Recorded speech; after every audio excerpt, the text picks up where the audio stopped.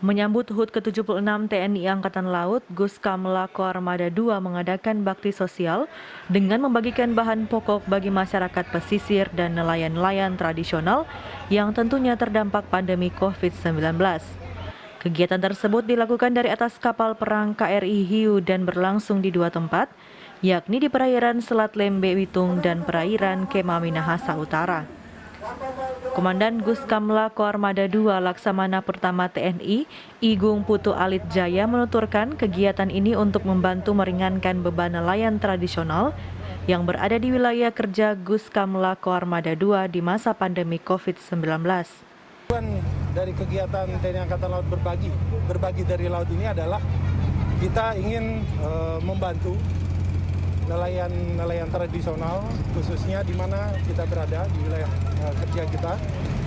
Seperti yang kita ketahui, mereka ikut terdampak dengan adanya pandemi COVID-19 ini, sehingga dengan hadirnya kita berharap bisa mengurangi beban ekonomi yang dihadapi masyarakat, khususnya nelayan tradisional. Harapan kedepannya tentunya TNI Angkatan Laut ingin menjalin hubungan baik dengan seluruh pengguna laut, termasuk juga nelayan, dan kedepannya kita ingin membangun kerjasama, bisa membantu dan juga bisa saling memberikan informasi.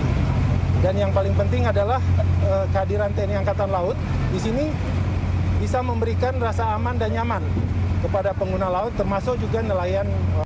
Wali Kota Bitung Moritz Mantiri yang turut serta dalam kegiatan tersebut menuturkan, pemerintah Kota Bitung merasa bahagia karena apa yang dilakukan oleh TNI Angkatan Laut adalah bagian yang tidak terpisahkan dengan Pemkot Bitung untuk meringankan beban masyarakat nelayan. Kami pemerintah kota secara substansi kami merasa bahagia sekali karena menyangkut bakti kepada masyarakat ini, termasuk bakti kepada negara ini, dilakukan oleh semua integrasi apa yang dimiliki oleh negara pemerintah saat ini.